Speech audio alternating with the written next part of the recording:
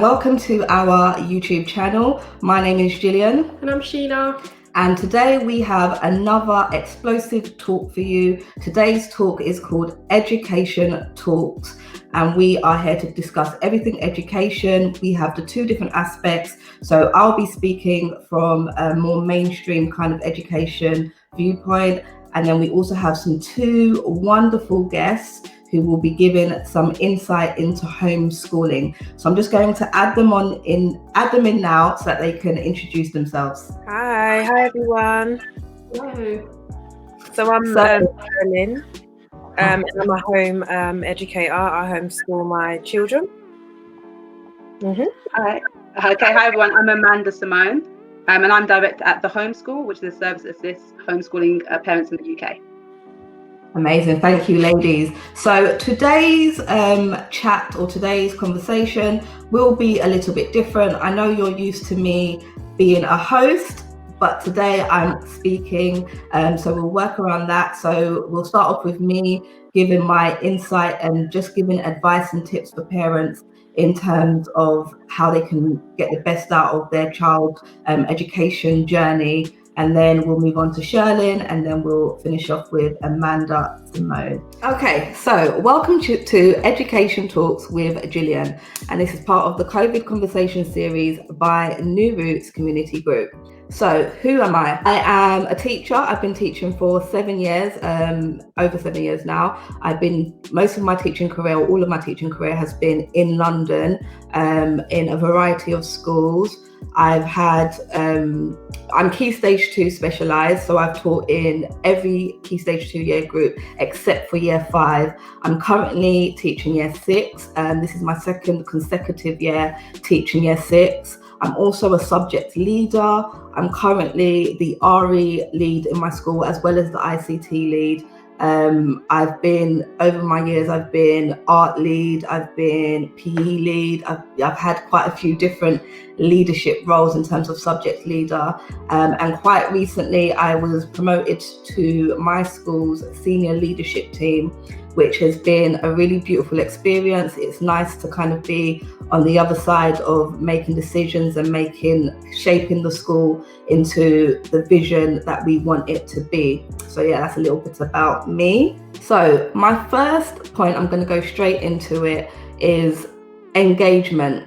Now, when it comes to your child's school life, it's really important to stay engaged with your child's school. And there should be lots of different things in place that enable you to do that. So for example, have you checked out your child's school's website?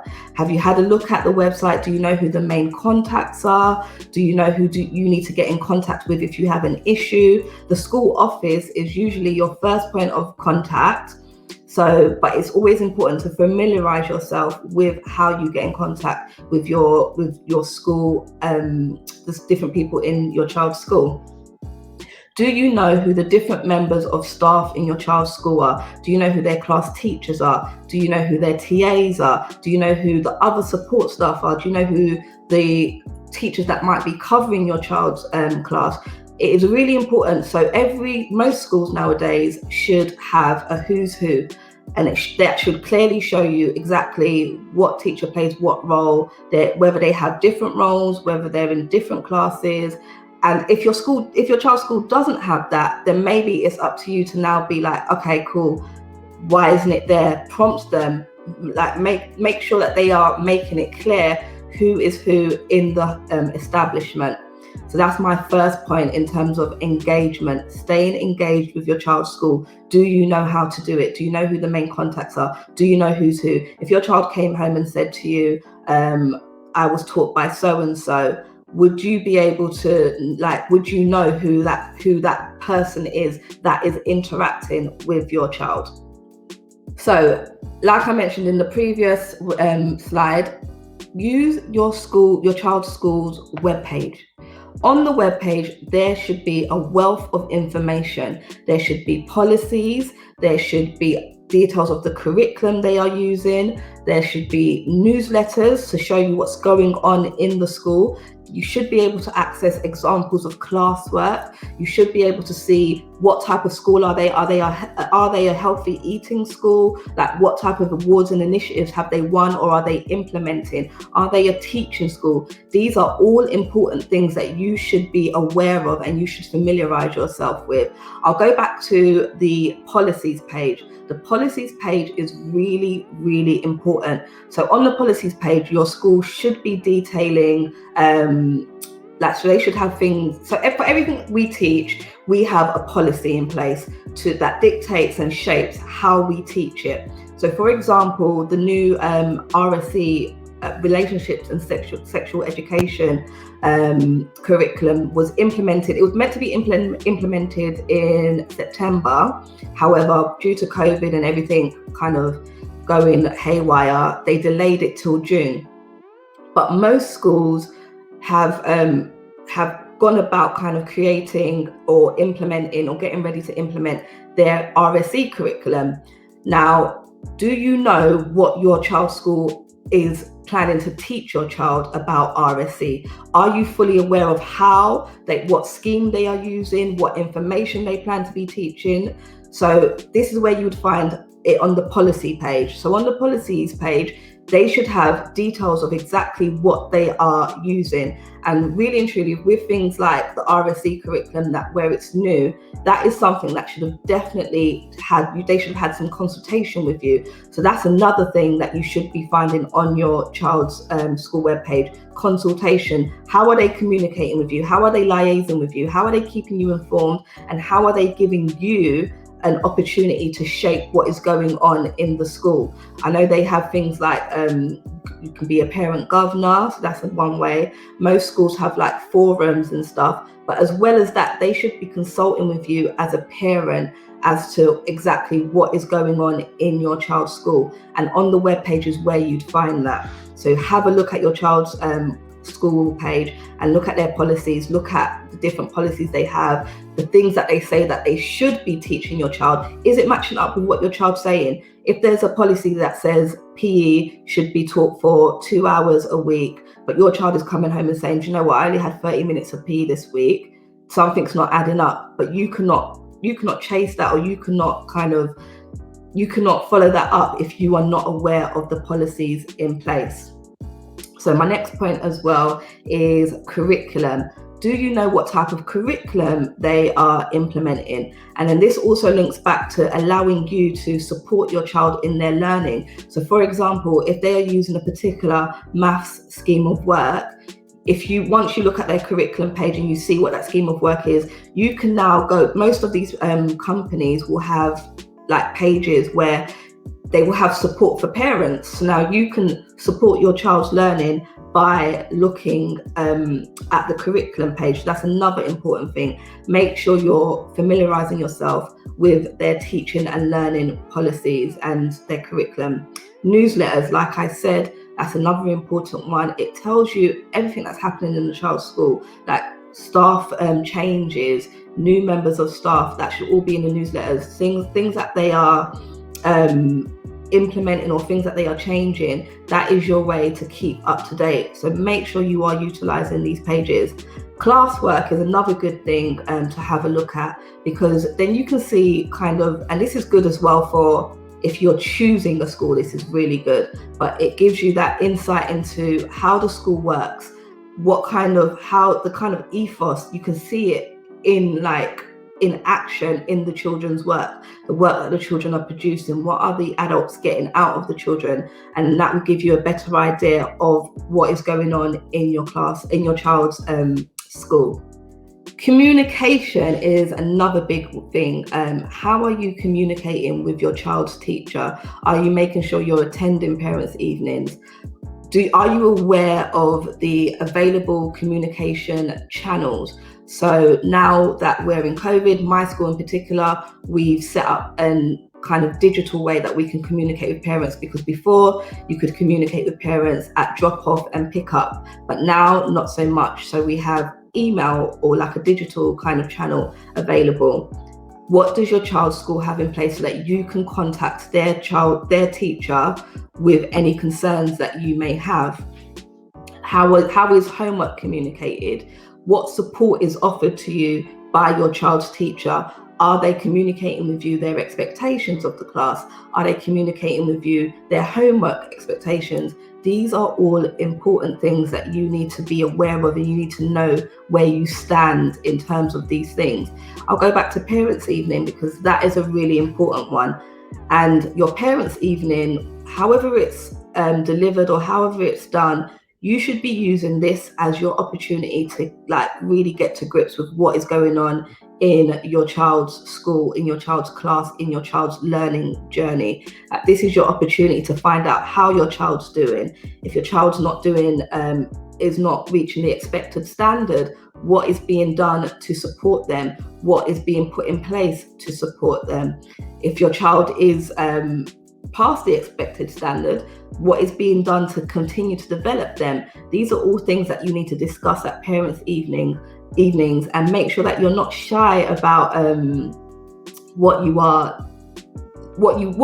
to discuss with your child's teacher. At the end of the day, we are here to support you and to support your child. So use that kind of channel to communicate with us to get the best out of your child's education journey. So support. Now, this is a really important one.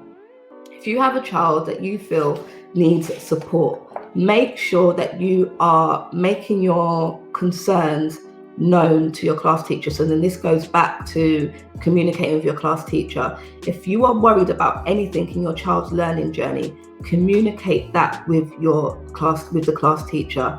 Let the class teacher know you have concerns. Let the class teacher know that you have worries, or there's something that you feel needs to be looked into further. Don't just, I know sometimes some parents, you get the parents that will kind of try and fix it themselves, or will just kind of feel overwhelmed.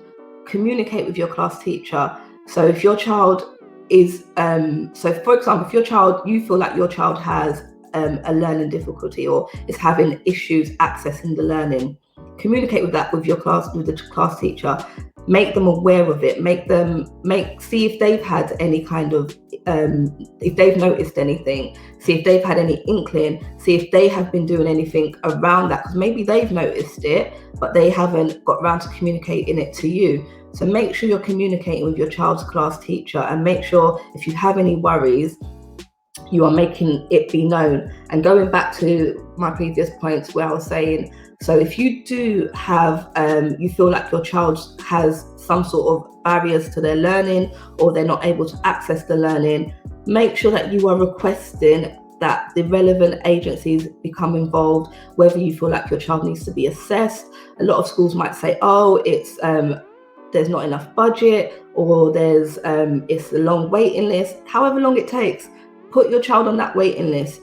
Tell them that their budget needs to be adjusted because your child has needs. Make sure you're pushing for these kind of things. Make sure there's no harm in getting your child assessed. What's the worst that can happen? What's the best that can happen? The best that can happen is that their needs will be addressed. If they have any needs, interventions or anything else can be put into place, whether they need to be on the SEN register, whether they need an educational health care plan, that can all be addressed. So don't be afraid of communicating with your class teacher that you need extra support. Go into the educational healthcare plan. If your child has an educational healthcare plan in place, this should be updated with you, in consultation with you and whoever has been assigned the case. This should happen at least once a year. So make sure you're pushing for that if that is not already happening. So COVID-19, is your school prepared? By now, every school should have something in place if another lockdown was to happen. They should have sent out what their plans are should another lockdown happen. If you have not received this, if you are not aware of this, contact your child's school. Contact them, ask them where it is, ask them where you can find it. If it doesn't exist, then this is their prompt to make sure it exists, because the DfE have stipulated that every school should by now have something in place should we go into another lockdown. And if we do go into another lockdown, Some tips I'd give you is, or even when you can contact your child's school, ask them what the plan is. Like, what is the plan to make sure that my child's learning is not interrupted? What will be put in place? If you, for example, don't have access to certain things, whether it be a laptop or internet even, make that be known, because there are things in place to support you. So make that be known and make sure that your needs are supported. These things exist to support you, but it's up to you to access it. And you won't access it unless you ask. So make sure you are contacting your child's school to ask them, what happens should we go into another lockdown? How will my child be supported? What can I do to support my child? Another big tip for if we do go into another lockdown is BBC Biteside. So I know I've spoken a lot about what you can do to work with your child's school to support them, but also remember to take that initiative as a parent. Remember to take that initiative as a parent to support your child. There's a whole world of resources out there. The BBC Bitesize one is amazing. There was a school one. When I find it, I'll post it. But there was a school one that was out there as well. Search, Google, make as much contact with different people as you can to make sure that you are utilizing all the available channels and that you are working to support your child. I like to think of a child's education journey in a sort of triangle, and it's the child, it's the school, and it's you as a parent. And it only works if we all work together, if we all support each other and all support the child. So don't get stuck expecting your child's school to do everything. Yes, we are here to help, but also remember or also be aware of the steps that you can take to support your child's learning, what things that you can do with them in addition to what the school is providing to make sure that they are reaching their full potential. But yeah, my main thing would be make sure you check if your child's school is COVID-19 prepared in terms of another lockdown. So I already covered these points, but yeah, so what can I do as a parent? So there's plenty you can do as a parent in terms of BBC Biteside. Twinkle also has some great resources. Google is your friend. Something I always share with parents is there are resources that you can use with your child that you don't have to be an expert in. Like, you can go on that learning journey with them. You can give them resources where that journey that they go on, completing those resources, that in itself is the education that they gain. So don't always be scared that you have to be an expert in something to teach your child. You don't have to be an expert to support your child. You just have to be willing. If you enjoyed my chat, sorry if I whizzed through. I tried to cover as many things as I could and give as many tips and advice as I could. I am just going to now add on Shirlyn. So I'm basically a home ed mum. I homeschool both my children. I have 3 of them now, 1 9-week-old and 6 and a 3-year-old who I home educate. I've been doing it for the past year now. So although I still have a lot to learn, I feel like I have gained a lot of knowledge along the way. And I'm willing to share that with everybody today. So as Gillian said before, if anyone has any questions, just send them through and then we can answer them later on down the line if they're not covered in my talk. Yeah, so here we go. COVID conversations. As Gillian explained before, I'm Shirlyn and I home educate. So I just want to share a few bits and pieces with everyone today and give you guys a little insight into my life, what I do, and how I do it. So what is homeschooling? Homeschooling is basically opting to teach your child at home. It doesn't necessarily have to be at home, but that's usually where it starts. And opposed to sending them to school, mainstream school. And you choose and select topics, subjects of what you want to teach your child, whoever you feel best, all depending on their learning style. And there's around 55,000 children who are actually being homeschooled in the UK, and that has risen since 2015. And people have many different reasons as to why they choose to homeschool. It's all personal. There's no wrong or there's no right reason for doing so. It just all depends on you as an individual. Homeschooling is something that we've all done as parents from birth up until your child actually goes to formal school. So usually a child can talk, they know basic literature and, shapes, that sort of stuff, languages, before they actually enter school. And this is stuff that we as parents have actually done. So homeschooling is literally just building onto that, feeding your child's interest, getting to know your child and just developing on from what you've taught them in their early years anyway. If your child is currently in school though, and you choose to home educate, you have to go through a process called deregistering. And it's simply just sending an email to your school's admin department, letting them know that you want to home educate, when you want to deregister your child. And that's basically it. It's a simple process. It's not difficult at all.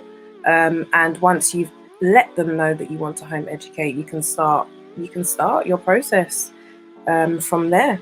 Okay, so I'm going to let you guys into my reasons as to why I chose to home educate. One of the main reasons was that my daughter, she was born with a chronic disease called sickle cell. I'm not quite sure if any of you know about it, but it's a serious condition. And from my experience of speaking to other mothers, when they send their child into school and they have this condition, that it usually worsens. And a lot of the time they spend most of their time in hospital, and they have low attendance because of their sickness. And because my daughter is she has sickle cell, I thought home educating her would be better, so I can keep on top of her routine in terms of medication, in terms of ensuring she's okay and she's fit and well. And just getting to know Isla as a person who has this chronic condition.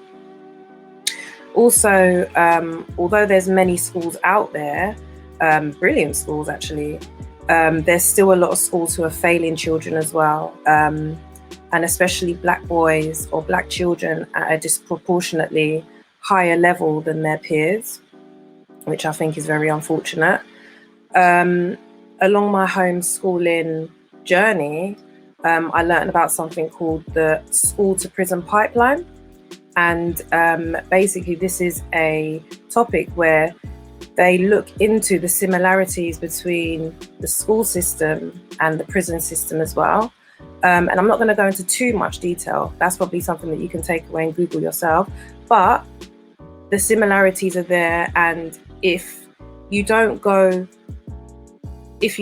down the route of, the formal route of finding a job and getting yourself into some sort of career, usually because of what you're used to and the system you're used to from schooling, you end up going down another path which could lead to imprisonment, unfortunately.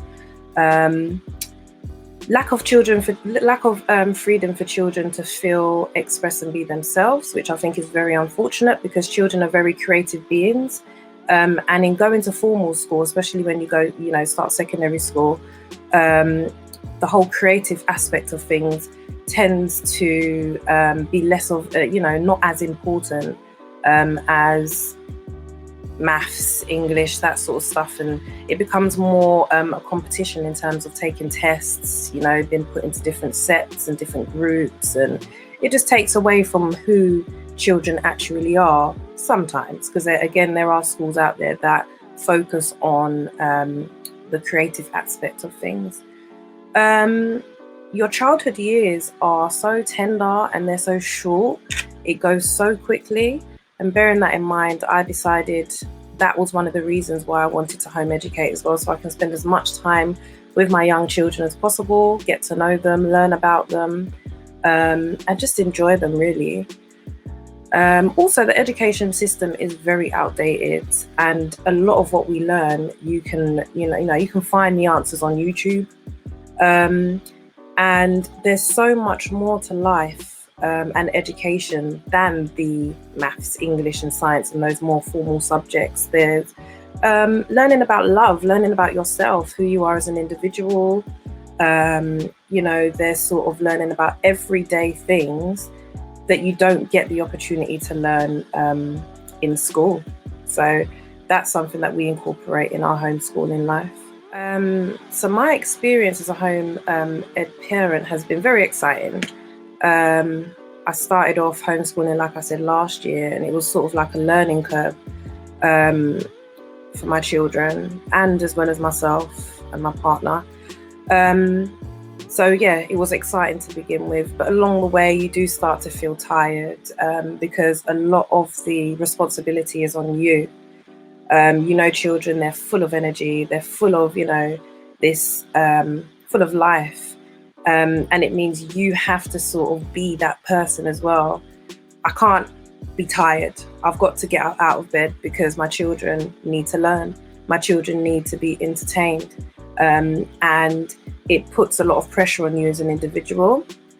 So you as a parent have to find ways to sort of manage and deal with that, because it can get difficult sometimes. But overall, it's been an amazing bonding experience, and overall very enjoyable, because it's so rewarding when you see your child developing in certain key areas, when you see your child showing, just keenness to learn, and excitement to learn in the many different ways that we do, whether it be going to the museum or doing artwork at home. It's amazing.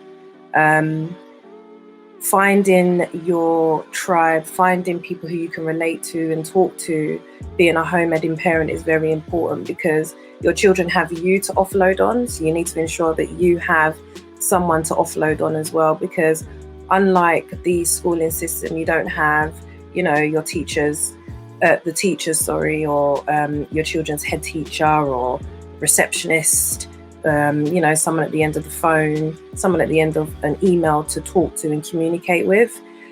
So it's very important for you to find that for yourself as well. So what is my homeschooling routine? I don't have a routine as such. On a couple of days in the week, my child does go to a tutor. And she's educated by a ex-school teacher who now home educates her child. And she's with other home ed children who she can socialize with and play. And this is sort of a weekly thing that Isla attends. And it gives her a chance to socialize as well, which I really like for her.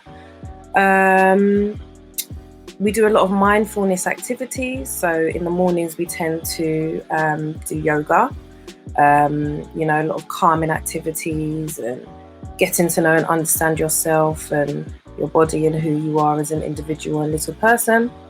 We do a lot of life skills activities. At the moment, Isla is well into baking. And as vegans, it's very difficult to actually bake without using eggs. So at the moment, we're trying to get ourselves familiar with baking without eggs. We do a lot of reading and storytelling, that being me reading to them and Isla reading to me as well. And, building up her confidence in reading, because I, as a parent, feel that is a very important skill. Once you can read, you can learn. Mathematics is also very important, and she's really, really good at that actually. So I do push her in that area. And we do this through play. So it's not so formal sitting down with me standing in front of a board teaching them as you would at school. We incorporate a lot of toys that focus in mathematics or literature, puzzles and, different cards and games that we can play together. We also spend a lot of time in nature. So there's different groups again that we go to. Thankfully, they've started back up again because we were really impacted by COVID. A lot of the groups did actually stop running. But we spend a lot of time in nature, playing, socializing, as I said before, which is a very important life skill for children. It's very important that they communicate with their peers, children of their age, even older actually, in order to learn. And in nature, this is one of the ways you can do this.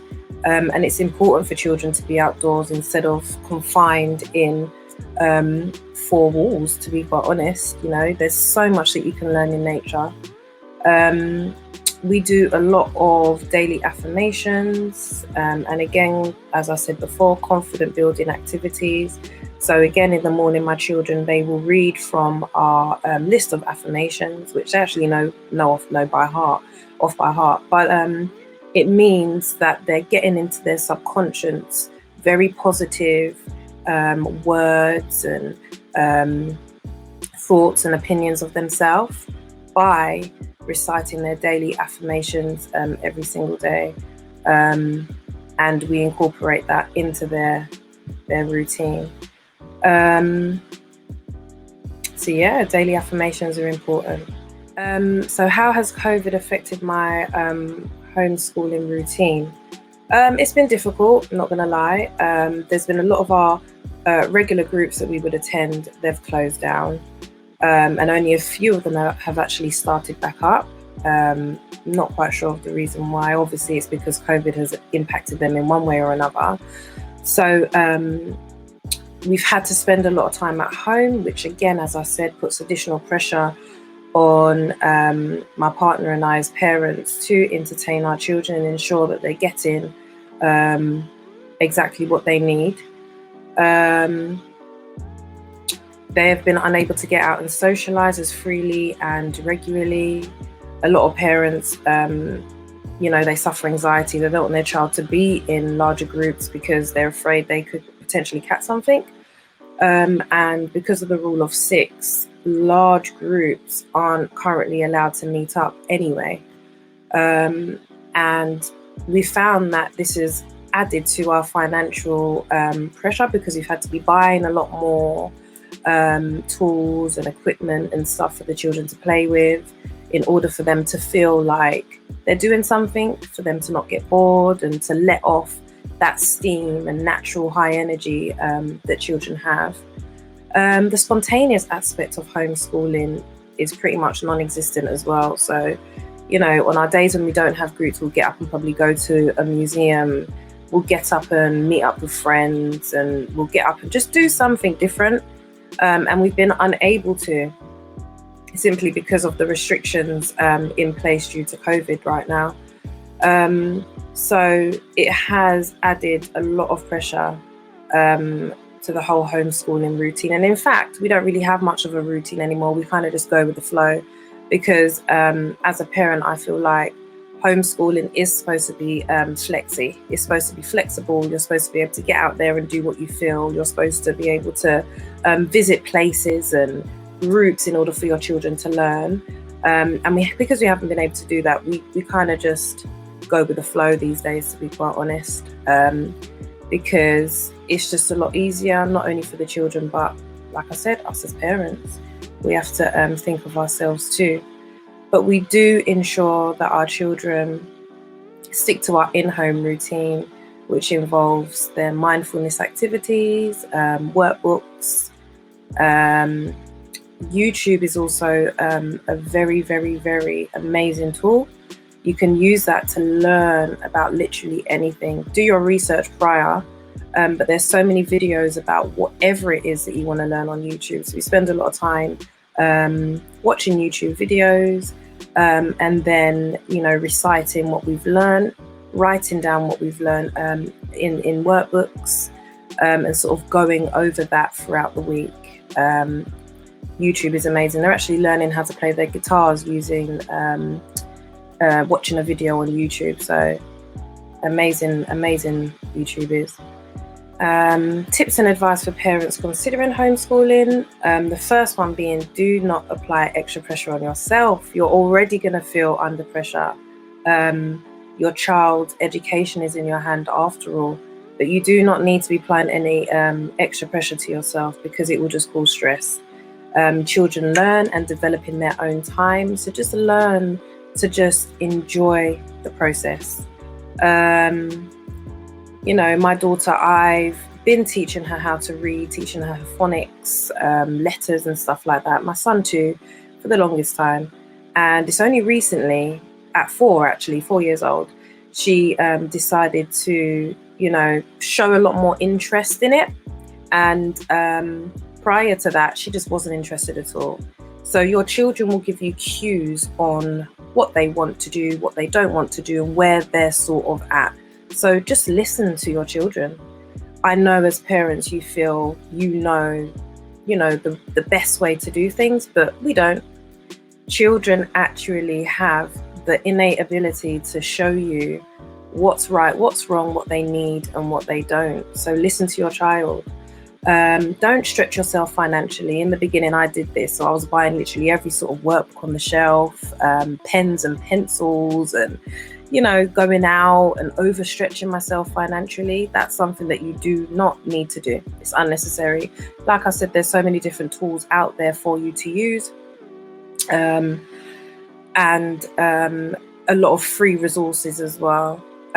So one of them that I tap into, like I said, is YouTube. YouTube is very, very important, as well as the workbooks. YouTube is important because you can literally find anything on YouTube to learn from. Like I said, research is important. So you've got to know what it is that you want to, you know, what you want to find. You've kind of got to have built and developed your own reasoning on that subject as well. But YouTube adds to that. YouTube is a great addition. There's amazing videos on YouTube, whether it be for circle time, particular subjects that you're interested in, or learning how to play instruments, which is what we're currently doing at the moment. Tap into your Facebook and WhatsApp groups.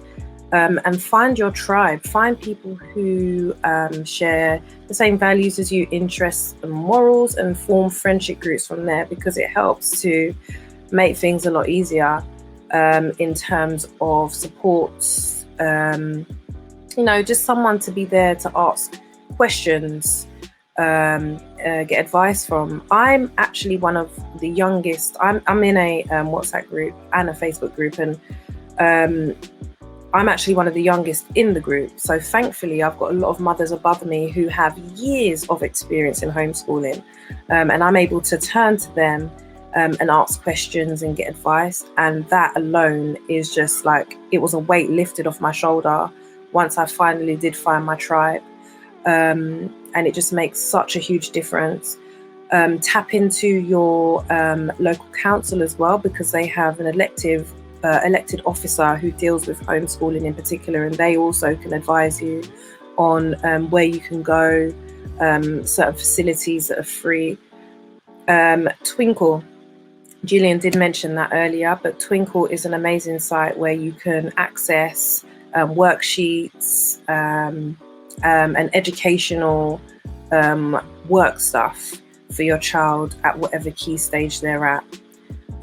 So just try and tap into your free resources. Another thing is ask questions. So if you are planning an outing or if you're planning a trip, call them and find out whether or not they offer any sort of concessions or reduced rates for home ed parents or families, because that's another thing that I found. A lot of museums, a lot of theme parks, they offer discounts to families who homeschool. So tap into that, ask a lot of questions, understand that you're not alone, all will come to you. Your child knows the best, so take their advice. Although they're young, although they're small, they do know what they're talking about. They do understand how they feel, and they will show you that and give you the cues, and just go with the flow and enjoy it. So yeah, if you have any other questions, do tap in. My Instagram is below. Feel free to drop me a message and I can answer anything there. So yeah, thank you for listening. Amazing, Shirlyn. Absolutely amazing. Thank you for that. That was beautiful. Your journey, I'm sure, has enlightened many. So thank you so much. Thank you, Gillian. Thank you, Sheena. Okay, so we are now going to move over to Amanda Simone. So thank you, Shirlyn. We'll be back with you in a bit. Bye. Hi, Amanda. Hi. If you don't mind just introducing yourself whilst I get your PowerPoint ready. Sure, okay. So I guess I will introduce myself a bit more during the PowerPoint, as there's some slides on me, my background, and what I do. But essentially, I run the Homeschool, which is a business run by a company called Drama Education, which is a consultancy working with 2.5 to 16-year-olds within the homeschool, just to help guide parents with how to educate their children outside of the schooling setting, and just provide mass education as well. So yeah, my PowerPoint's up. Just before I start, there is a question which I think was put in beforehand. So just in case the lady leaves before we finish, Hannah, with regards to developing friendships, it's definitely a great idea to look for extracurricular activities that help just engage your child with other children of the same age group. And in terms of negotiating quarrels, if you find that that's something that's a particular issue with your child, it might be a good idea to ask them what exactly it is that's frustrating them, and find things that allow them to let go of that energy, maybe a karate class or a sports club. Okay, so I'm going to start now. If you see me looking away to the side, I apologize in advance. My notes are just to the right of me, so you might see me looking away for a bit, but I am still here. So the details at the bottom, if you do need to go before I finish, of the website, the Facebook and the Instagram handles, and the email address, so feel free to contact me if you can't stay till the end, but you would like more information. So as I said, my name is Amanda Simone. I'm director at the Homeschool UK, and that is our handle there. Okay, so a bit about me before we get going. I'm a preparatory education consultant, so that's primary years, with the Drama Education Consultancy, which was established in 1992. I'm also founder of Aspel House Curriculum, which was established in 2013, and it creates global economics curricula for prep schools in the UK and British prep schools overseas. And most recently, I have become director at the Homeschool, and I also write the 7-subject home education curriculum for 2.5 to 11-year-olds within our homeschooling surroundings. So our 7-subject curriculum just helps to ensure there's a broad range of subjects being learned by children of those ages. And it covers numeracy, literacy, reasoning as our core subjects. And it also covers economics for kids, agriculture for kids, world history, and mini-me science as our co-curricular offering. Okay, so a bit about my background with regards to education. So as we're obviously talking about education and homeschooling, I thought this would be of interest. So my initial background is actually not in homeschooling as for myself as an individual. I was traditionally schooled. I went to an independent girls' school in South London. I then took the traditional qualifications, GCSEs and A-levels, and went on to higher education to read business economics and international relations, and then postgrad in law. So you can see how the economics for kids came in, and the law kind of helps to give our reasoning curriculum a good foundation in rational thinking.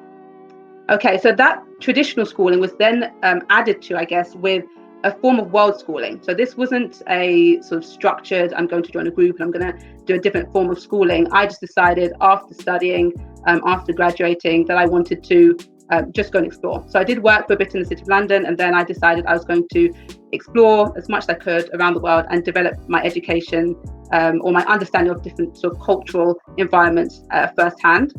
So the places that are listed there are some of my most recent places, and they all play a part in, again, developing the Homeschool 7-subject curriculum. So we have Cappadocia, which is in Turkey, which is amazing, the Amazon jungle and rainforest, Uganda, Egypt, Ghana, and Singapore. So those are some of the most recent places that added to my world schooling expeditions. And world schooling is actually a specific type of homeschooling method. It's probably one of the most costly and possibly time-consuming methods. But if you have got the time and are happy to take on that expense, it's the method where you go with your child to different countries just to allow them to learn different cultures, different ways of educating yourself, and sort of just different ways that people socialize in different environments. So it is basically what it says on the tin. So you just go around the world to different countries and learn in amongst the people of those countries. So here's a bit about the homeschool itself. And after this, we're going to get into a bit more sort of general things about homeschooling. But first, the homeschool provides advice for parents, and you can see there. So help, this is particularly important actually if you're a new homeschooling parent, and you're not too sure where exactly to look to begin with. Our facility essentially helps to give you that foundation and the groundwork so that you can comfortably start your homeschooling journey. So we help you liaise with the local authorities if you're not sure when and if you need to contact them. Understand your legal rights and the obligations that you have, and obviously the rights also of local authorities, and just understand your family goals. So sometimes it's just helping the parents to understand with their child and other sort of family members what exactly will work for us, which methods of homeschooling will work best for us, because sometimes people go into homeschooling assuming there's one way, and then they get frustrated because they think it's not working for them, or they feel like, okay, homeschooling is not for me, I can't do it. But it's important to realize there are many different methods. And if you sit down at the beginning, have a consultation and sit down with your family, and you can do this without a consultation as well, just to sit down with your family and just discuss, go through some questions and find out what everyone wants from homeschooling. It often helps just to give you a good solid basis before you start. Okay, so then we also assist with educating the children. So there's 2.5 to 16-year-olds that are being homeschooled. So we do the family consultation, we do an assessment and timetabling, the curriculum course, and also we have a tailored home education package, which is 3 months worth of material. And this, of course, is not to take over your full-time education as a home educating parent. As Shirlyn rightly said beforehand, your learning should be flexible. The whole point of homeschooling is that you should be able to empower yourself and your children with getting to know each other better, understanding what your child's interests are, what their strengths and weaknesses are. But this package just ensures that your child doesn't fall behind academically. So there's a 3-month package that we create that's tailored specifically to your child following the assessment. And then we provide also support for families. Again, Shirley mentioned that there's a lot of things that have been closed at the moment due to COVID restrictions. So we are intending to start back up our parent meet groups, Q&A evenings, and family review sessions probably around January. Again, on 10 because we're not too sure what's going to happen with government restrictions, but providing all goes well after the Christmas period, that is the intention. As you can see, I've highlighted assessment, academic assessment there, not so much the academics part, but definitely the assessment part. It helps you to know where your child's going and if they're progressing. And I think that also helps allay any fears from parents thinking that they're not doing the right thing for their child, the child's not progressing, or they think the child's progressing a lot more than they are, and then they realize a bit later on, actually, they can't access this part of the curriculum because perhaps there's gaps here that we didn't realize were there. So the assessment that we provide termly allows you to be, to rest assured that your child is actually having those gaps filled. And if they're not, we obviously look at why they're not filling those gaps. What are the specific areas in perhaps numeracy, literacy, reasoning that they're not able to access? And then we add in additional material specifically for that. There's obviously a lot of material out there. So the great thing about the assessment means that you don't have to just go and find random books or random material that's for your child's age group if their ability or aptitude is possibly above or maybe even below what their age group suggests they should be at. So where their age group suggests they should be at. Okay, so next is the fun bit. So we're on to methods for homeschooling. So the first method we'll look at, there's so many methods. And I think, again, going back to what Shirley was saying, it sounds a bit like she's sort of including a bit of a Steiner, Waldorf type of homeschooling method, just with the child learning through their, through their personal interests and activities. We won't discuss that method particularly today, but we will discuss 3 other methods, which I think should be helpful. So the first we're going to discuss is the traditional home education method, which I think most people think of when they think about home educating. It kind of mimics a school structure. So you would have a curriculum of some kind. You would have a structured day of some kind, and you would look towards potentially equipping your child to be able to do qualifications later on if they choose. So ensuring that your child can go on to take on GCSEs if they want to, A-levels if they want to, and of course, if they do decide after their sort of primary years to go into schooling at secondary, they can obviously access any assessments they want to take if they want to go into independent sector, grammar schools, or even academies. That being said, there's absolutely no need to follow the national curriculum. That's sort of specific to the maintained sector. Independent schools do not need to follow the national curriculum either. And very much like the independent sector, this kind of independence learning that homeschooling should offer does not require you to follow the national curriculum. So you can definitely structure your schooling, structure your schooling day as best suits you. Maybe it's 10 till 4 rather than 9 till 3 or, 1 till 6 or whatever. And in that you can add in a curriculum, but it doesn't have to be the same one that your children were learning before they started homeschooling. So a pro or a great positive of this is that it's ideal for new homeschoolers. Obviously, I think the majority of people who are homeschooling themselves probably were in some kind of traditional schooling setting before they became homeschooling parents. So it's something that they know. The children, if they have been deregistered, so they were previously in a traditional school, again, this is going to be sort of a similar type of environment that they're used to or structure they're used to.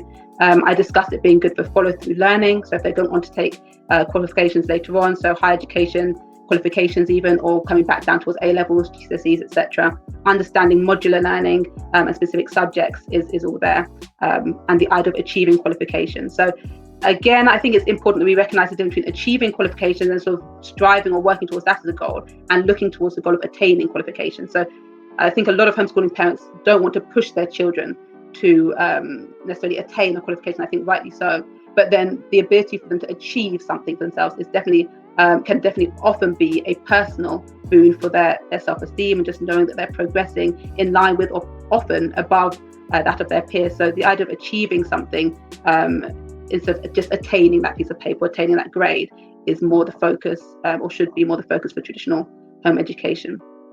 One of the negatives is that sometimes people who have left the education, the traditional schooling sector, because they want something vastly different, find that this is just too rigid. It's not what they're looking for in terms of just getting out of that mindset of, okay, here's a subject, learn about it, etc.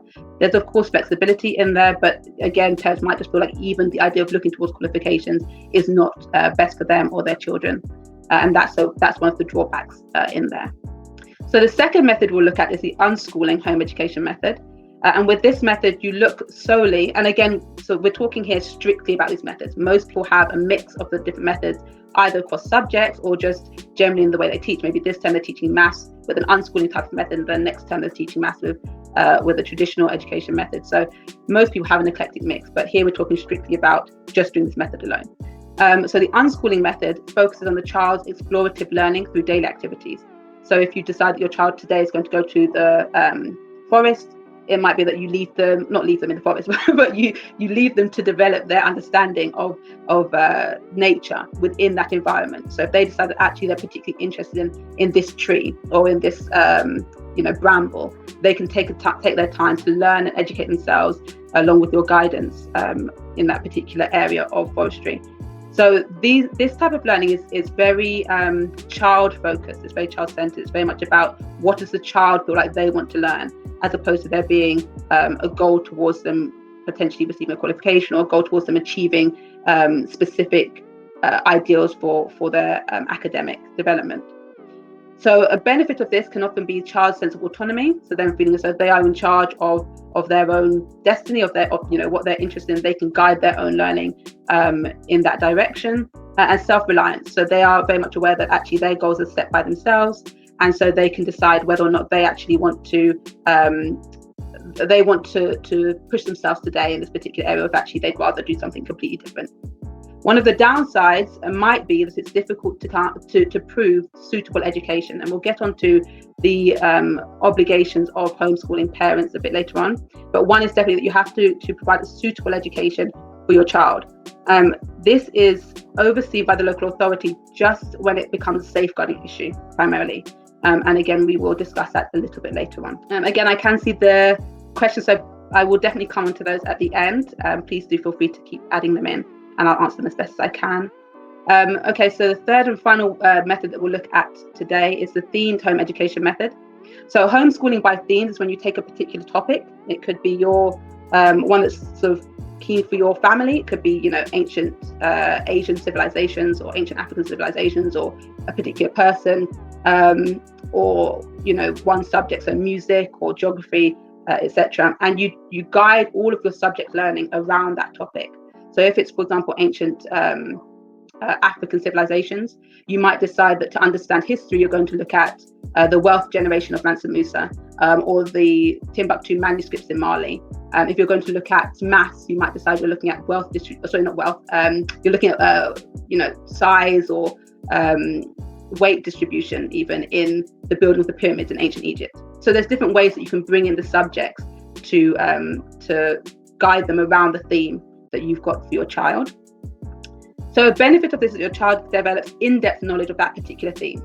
And again, like I mentioned before, there's often an eclectic role that's played with these types of learning. So you might do this for a term. So for that term, they're learning about ancient Asian or ancient African civilizations, for example, or particularly about music, and that's the theme. And then it might change next term, as opposed to that being the theme that your child's complete education. But if you are, if your child is giving up to, going to something very specific, like going into becoming a concert pianist, for example, you might want all of the education to be guided around music. So there's the pro of them becoming a scholar, if you like, in their particular field. One of the downsides maybe is it limits the child's ability to understand and appreciate diversity of thought. So if, for example, your theme constantly that your child's education has solely been ancient Asian civilizations, it might then be hard for them to understand a social climate outside of Asia, or just the history of a country that doesn't reside in that continent. So it's important then that you do offer different things that help your child to broaden their understanding outside of that theme, if you don't want that strict lens to your child's education. So now we're going to look at the legal obligation of parents.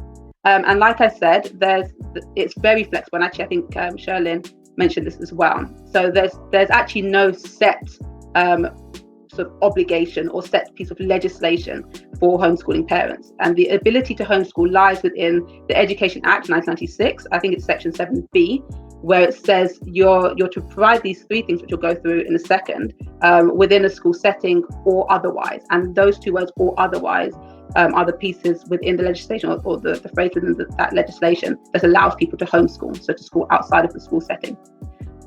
So again, like you would have to provide in a school setting, there's three things that the local authority, if there's any concern around safeguarding, which we'll talk about in a second, they will want to know that you're providing these three things. So one, that the education is efficient, so that you're giving your child things that they can achieve within a correct time frame, so that progress can be made on a realistic at a realistic rate. So for example, if you're expecting your child to learn about everything there is to do with colonialism, for example, and you give them 15 minutes in their term to learn that, but you're expecting them to know, from centuries past up until modern day. It's not going to be efficient structuring of their time for that education. So that's the first part. And then the second part is full time. Now, again, there's, funny enough, nothing that actually specifies what full time means. You just have to prove that it has to satisfy the local authority that you are providing what they deem to be full-time education. So the Department for Education presumes that most children who are in schooling, in a traditional schooling setting, they have approximately 38 weeks a year, and obviously about 6 hours per day of schooling. And you can obviously do more or less than that, but you have to be able to prove that amounts to full-time education for your child. And the third and final point is it needs to be suitable. And this one has probably the most guidance along with that term. So it needs to be appropriate for your child's age, ability, and aptitude. So obviously, if your child's 2.5, for example, you're not going to be pushing quantum physics at them for them to learn, unless, for example, they have the aptitude to learn that. Now, it's obviously very unlikely, but the aptitude just means that they have the natural inclination or ability to learn up to that standard. So it needs to be not too easy for them if they can do more. The ability is where they currently are at. So it needs to be not too hard for them considered where they are at now. So if your child has the aptitude to gain an understanding in quantum physics, but currently they haven't filled the learning of, basic level physics, I'm not a scientist, basic level physics to get there, then you need to work within their ability until you get them up to that standard. So the suitability needs to be appropriate for the age, ability, and aptitude. And that's all within the Education Act 1996. At the end, I will just direct you towards where you can find more information about the legal obligations and rights, which will be helpful. Okay, so the legal rights of the local authority. Now, with homeschooling parents, the local authority tends to be quite hands-off. I mean, it depends which local authority you are with, and obviously who's overseeing your work with your child, your home education work. But in most cases, it typically goes something like this. So you notify the school if you're deregistering your child, as Shirlyn mentioned herself earlier. The school will notify the local authority. They will, the local authority will send you sort of a optional education outline request. So they'll ask you to fill out what exactly it is you're doing with your child, just to be able to tick off that it is suitable, efficient, and full-time. So you respond to that, and then they assign you a local authority officer, and then there's there are reviews, usually annually, but it's periodic depending on what's agreed. So that's the typical framework within which you'll find you have constant interaction or ongoing interaction with your local authority. That being said, you are not required to send back any notification. You're not required to inform your school or the local authority. It becomes very difficult for most parents if you decide not to. So if you decide you're not going to inform anybody, then they may consider that to be a safeguarding issue, because of course now your child is not turning up to school as far as they're concerned, if you had previously had your child registered as a school. And that brings us on to the second part of this slide, where it says the local authority does have a legal obligation to ensure your child is receiving suitable education. And this is part of their safeguarding. So whilst they're not that interested necessarily in, sort of the work you're doing, as long as it's suitable, they're not going to be that sort of strict on you proving this or proving that if you're providing them enough information as they request it. But if they feel so they haven't got enough information, or you haven't responded to them at all, they can serve you with a section 4371 notice, which is a formal request for the education information from you with regards to what you're doing at home with your child. If you decide not to respond to that, they then can apply to the courts for a school attendance order, which will specify a specific school that your child must attend in relation to that order. And then if you decide to not send your child to that school or just not respond to that as well, they can then apply to the courts for an education supervision order, which then gets you into the whole realm of well-being and safeguarding of your child, which is not great. But this is in the most dire situation. So this is very unlikely if you've gone through steps beforehand to inform your local authority that you are providing a suitable education for your child. But if you decide you're not going to, there's obviously the risk of them seeing it as potentially a safeguarding issue. So just to bear that in mind. So actually that's the conclusion of the main parts of the different methods of homeschooling, and of course the obligations and rights of parents and the local authority when it comes to homeschooling. There's lots of information out there. There's some good websites that you can look at. There's actually one called Time for Learning, which you can go to. It's actually an American website, so you might find that it's not that relevant with regards to the work and so on they're providing for you as a UK home educating parent. But they have got some good advice just in terms of the different methods of home educating, which might be interesting in looking at. That's Time for Learning. And of course, the .gov.uk website has a wealth of information on there. This just goes through for you some of the services that the homeschool offers to its parents. So of course, we do an initial consultation and assessment, and that includes the whole family with the consultation, and of course the child or children with the assessment, to see where they are and to see that, which gaps needs to be filled. And that's to ensure that your child is receiving an efficient education that can allow them to progress academically and to feel a sense of personal achievement with their homeschooling. We offer timetabling, so interactive timetables. So if there's any personal interest areas your child's particularly interested in, French or sewing, or Shirlyn mentioned baking, then we might have some links through the timetable which you'll get new each week as a PDF, and you can click on that link. It will take you to something to help you digest something new about that. So it might be something new phrases or etc. for French, or it might be a new cake or cupcakes or something, or a new recipe to bake. So that just helps your child to feel so their timetable is not just about them doing academic work, it's also about things that they're interested in. And of course we include a lot of leisure time as best suits your family. We have sessions at the homeschool, and that's maximum of 5 children. We're taking registration for new students now, and we provide that so that your child can supplement the full-time education that you're doing with them at home, and just ensuring that they're getting the most out of their homeschooling experience. With that, we have our 7-subject curriculum, which I mentioned at the beginning. So just to go through again, we have 3 core subjects being numeracy, literacy and reasoning, and then 4 co-curricular subjects being economics, global economics for kids, agriculture for kids, world history and mini-me science. And those ones are also taught within the homeschooling setting as well as part of our sessions. And that allows to ensure that you've got a suitable education. So you've got a broad range of subjects that your child's able to learn at home or with us at the education consultancy. We have a home education package, which I also mentioned before. So that's 3 months worth of work. So even if you're not able to come in and you're distance learning, you can ensure that your child is still able to fill any academic gaps and progress whilst they're at home for their learning. And that's obviously ensuring that it's personalised, it's age appropriate, and it follows their attitude and ability levels.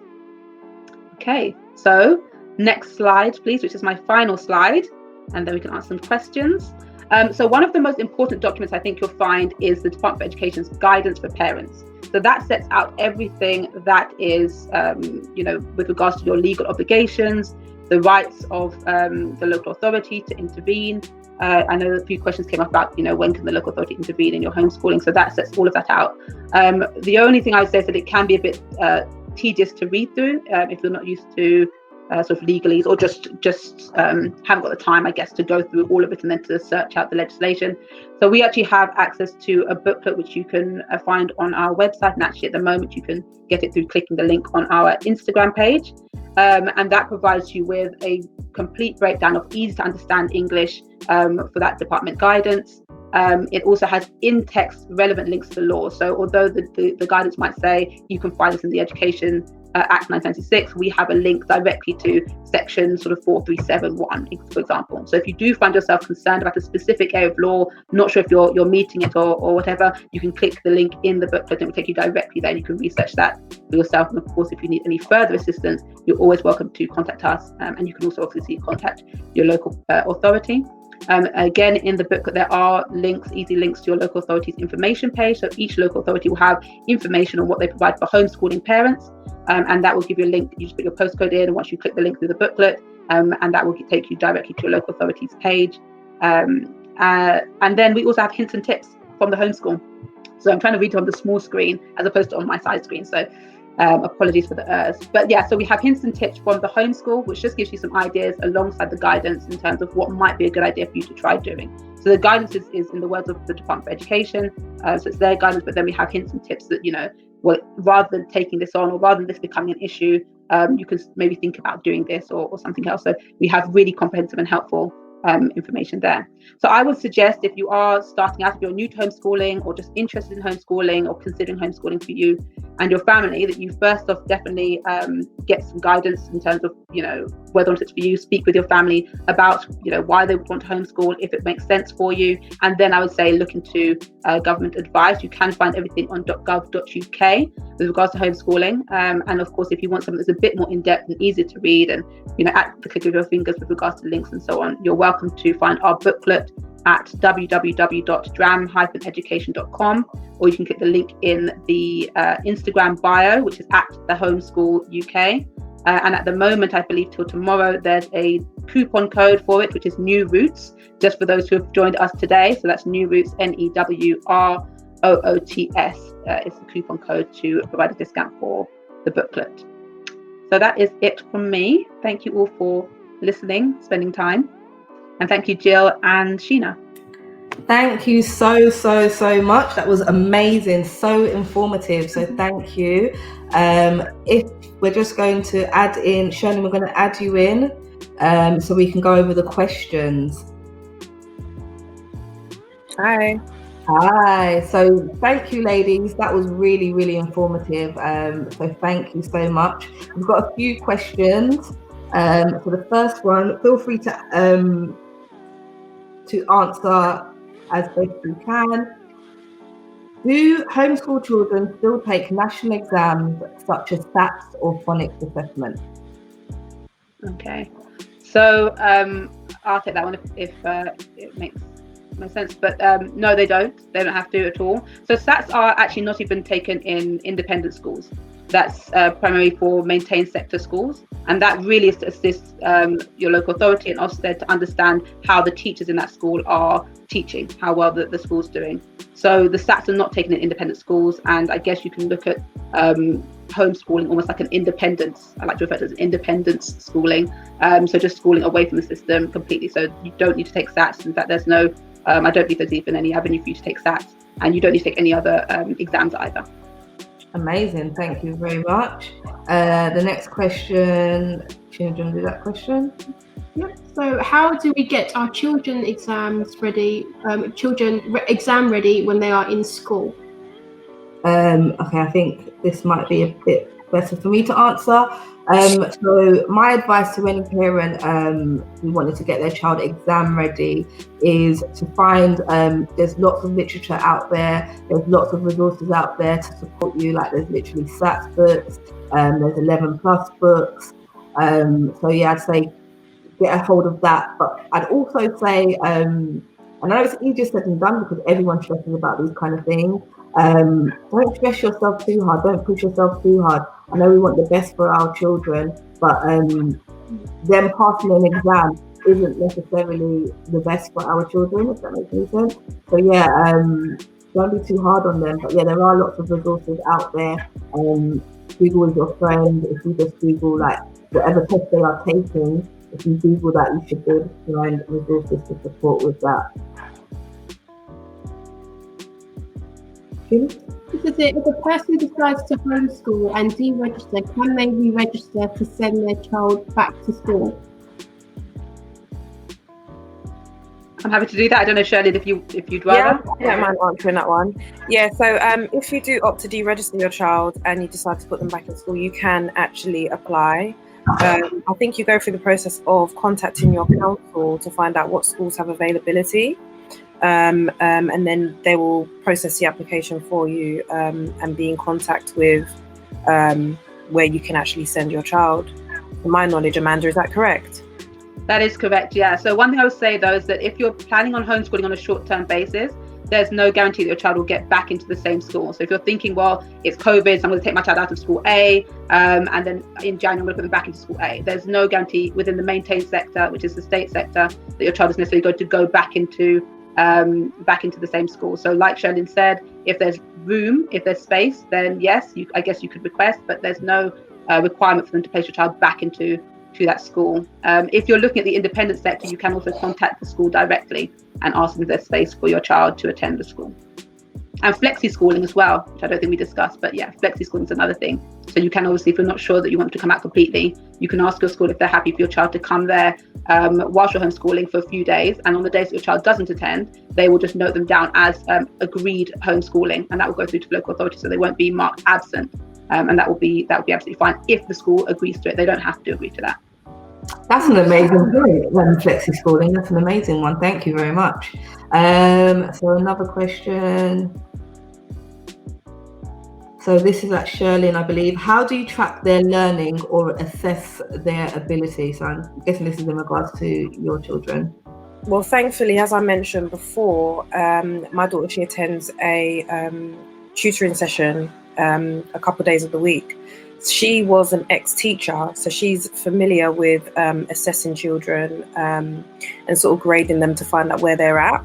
So she actually does do that, although it's not particularly necessary, especially when you're a home ed parent. It is important to make sure they're not falling behind in terms of their maths, English and sciences. But when they're primary educated, up until a certain point, assessing them isn't really necessary, to my knowledge again. Amanda, do you have anything to add to that? I think a traditional form of academic assessment is possibly not necessary. Well, the only thing I would say is that I guess it's important, the same with qualifications, differentiating between achieving qualifications and attaining qualifications. So assessing your child to attain an understanding of how smart are you, or forcing them to take grades, absolutely not. But in the same way that you take your child for regular checkups at the doctors just to make sure they're progressing properly, an assessment could do the same thing. It's just ensuring that the person who's assessing your child is knowledgeable about the process, they're giving your child appropriate material. So for example, we do actually assess children that come in at 2.5, and sometimes you find that without the assessment, the parents would have known they had special educational needs, or that they had some learning difficulties or some gaps in their learning. So these things can be really helpful if they're done in the correct way. And like Shirlyn was saying, it's so important to have somebody who knows the education sector. So the Drama Education Consultancy, where we do all of our academic things, it's a family-run business. So if you go there and see anyone looking like me, you'll know why.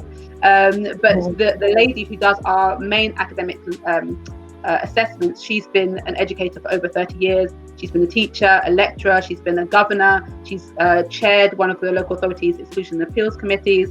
So she fully understands how assessments work and how they should best work for children of specific age groups, and she's been actually doing independent education consultancy work as an assessor, etc., since 1992. So I completely agree. I think the general broad stroke of academic assessment for a child who's 4 or 2 or whatever is not necessary, unless you're looking to push them to go into a school, an independent school at 7+, and again, it's still not necessary. But I see for their goals it might make sense. But I think just assessing them in an appropriate way to ensure they're progressing is probably good for them and you, to ensure there's some kind of development along the way. Do you find that any one child finds the homeschooling more beneficial than others? In terms of it being beneficial, I haven't put my children into mainstream school. So in terms of it being beneficial, I don't know whether that's the correct word. They're thriving, they're learning, and they're happy. So that's what's the most important thing to me. Do you find that any one child finds homeschooling more beneficial? No. I have a 6-year-old, as I said, and a 3-year-old. My son, he's still very young anyway, so we don't really do much home educating with him unless it's more, puzzles and, learning the basics like his phonics and stuff like that. So I don't think any one of my children find it more or less beneficial. They both enjoy it. They love it. They have nothing to compare it to at the moment. So I hope it continues that way as well, to be quite honest. Perfect. Amazing. Thank you very much, Shirlyn. Amanda, do you have anything to add? No, I don't have any children of my own as yet. So I have, I think I've had about 250 children over the past maybe 4 or 5 years that I've managed with regards to the homeschooling and just with regards to being an education consultant. And I think that children learn differently. If you happen to have, I think somebody mentioned, or perhaps you mentioned it, Shane, that you've got 3 children. So if you have 3 children, I know that the youngest is 9 weeks, which sounds absolutely adorable.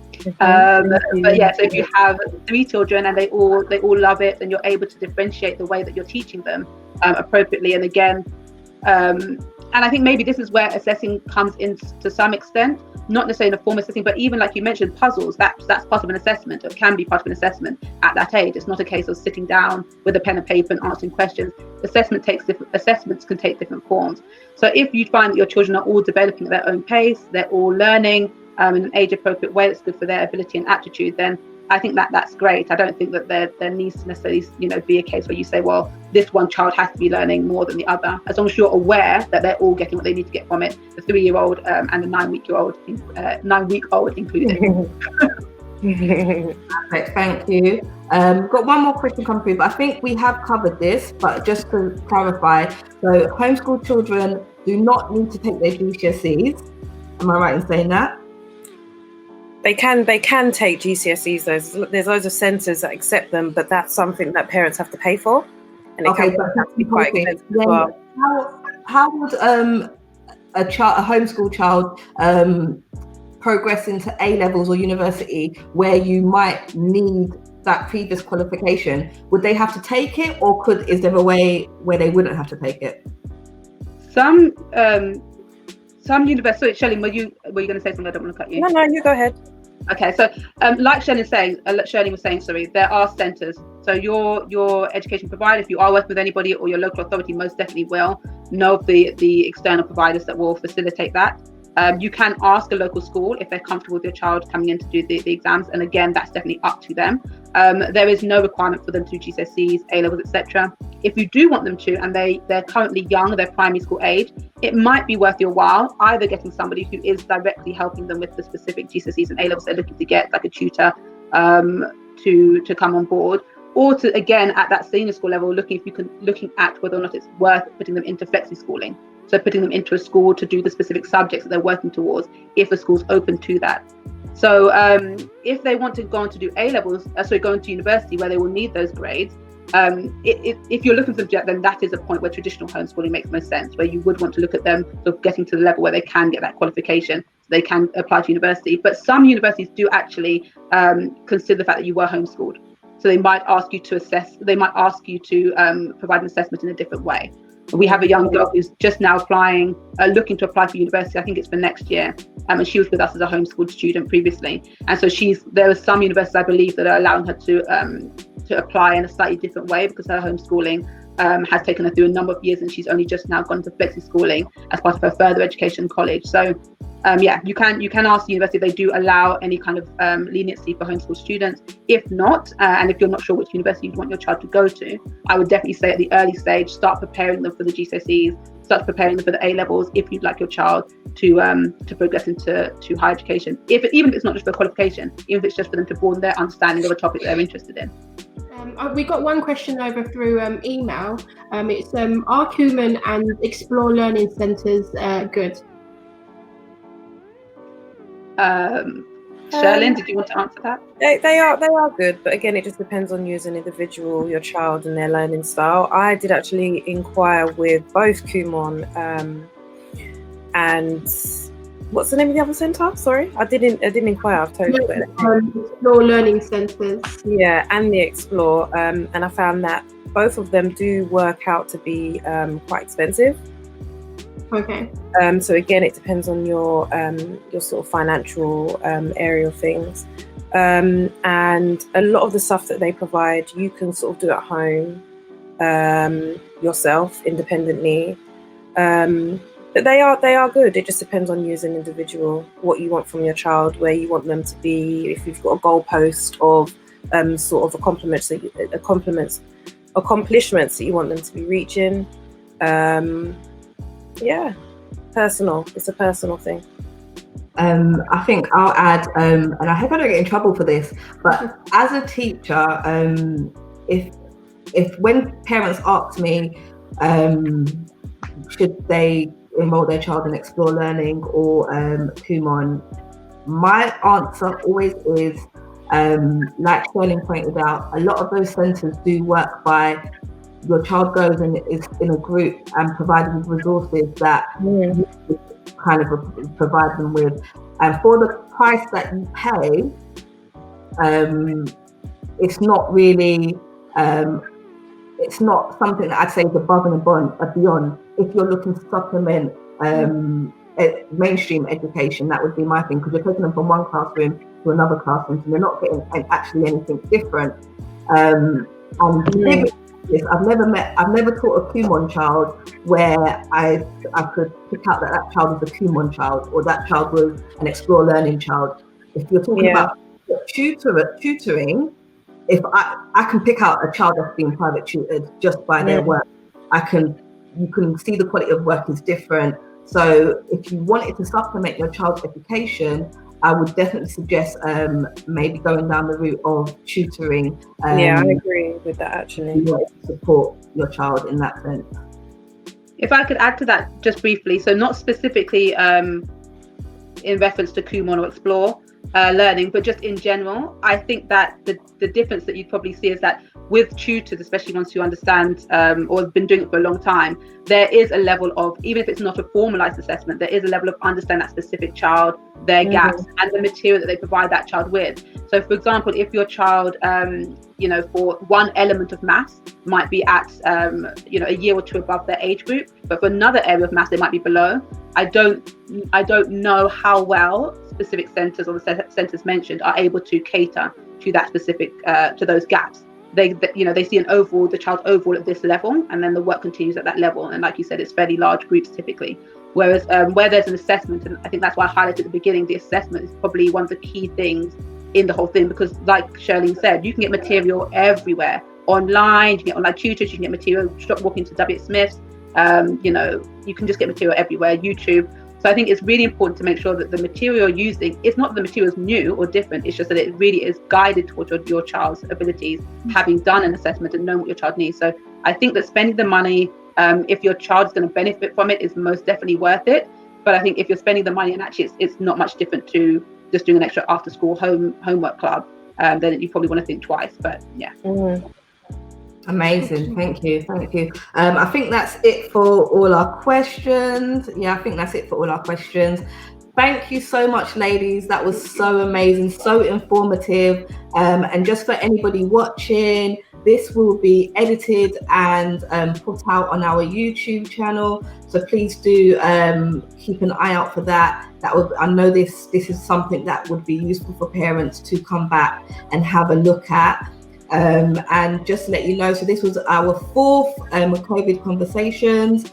We've had finance, career, well-being and fitness, and today we had education. We do have 2 more to come, which are a bit of wild cards. Thank you everybody for staying tuned. Thank you everybody for their input, and I'm going to find a way to put out what you shared about your discount code. So maybe people can use that. I recommend it. The services look amazing. Make sure you connect with all of us on our different social platforms. Shirlyn has some great information, and she also has a herbal page. So make sure you get to follow in, because there is a lot of information out there. Thank you so much to our panelists, and thank you to everyone who tuned in. Thank you. Take care. Bye.